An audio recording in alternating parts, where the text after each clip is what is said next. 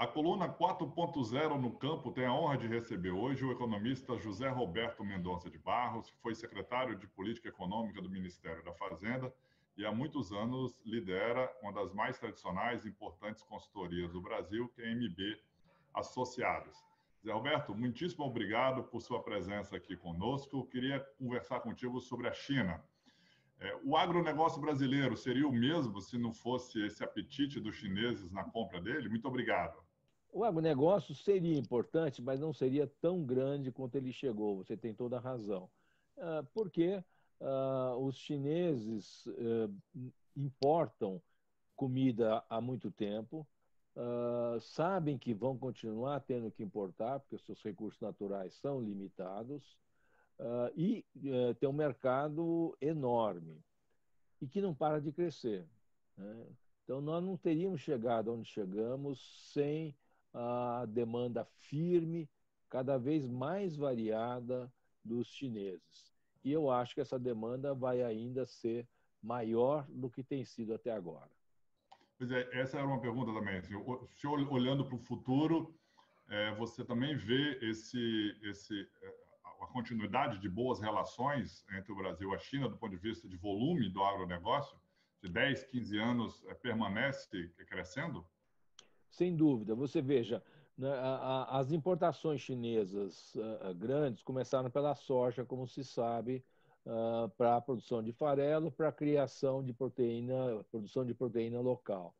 Mas nós sabemos que nos últimos 2 anos houve um grande problema na produção de carnes na China, especialmente carne suína, por causa da gripe suína africana. Isso levou a uma demanda ainda maior e que vai se traduzir agora, por um tempo, num reforço na demanda por soja, por causa da criação, mas também pela demanda de carnes, né? Você menciona certamente, é testemunha, que a China tem uma deficiência na produção de proteínas e, portanto, vai importar cada vez mais. E a gente tem que somar mais uma característica. No início da pandemia do vírus, né, que todo mundo sabe que começou no mercado lá em Wuhan, através do consumo de animais silvestres, que é uma tradição.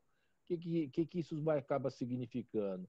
Que a China vai ter que mudar um pouco seus hábitos alimentares, deixar de consumir animais silvestres e mesmo na produção de proteína, aquela parte da produção que era feita em pequeníssimas empresas caseiras, com baixo padrão de higiene, não vai poder ser refeito. Então, só isso, isto é, recompor o plantel chinês e fazer o esforço para mudar o hábito, indo para a alimentação mais baseada em produto industrializado, só isso garante que não só carne, mas a soja e, recentemente, o milho entraram nesse jogo. E isso é uma coisa que só tende a crescer se a gente olhar daqui para frente. Adicionaria, Tassiano, um último elemento que eu sei que você já mencionou no seu blog mais de uma vez.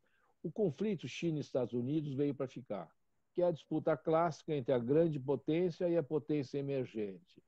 E do ponto de vista chinês, eu não tenho dúvida, já há 2 anos pelo menos, que os chineses jamais voltarão a depender, tanto quanto no passado dependiam, do fornecimento de produtos agrícolas americanos. Eles não vão deixar de negociar, né? Mas eles precisam necessariamente diversificar uma fonte confiável, de boa qualidade de produção de alimentos. E essa fonte está no Brasil. Isso é a coisa mais consolidada.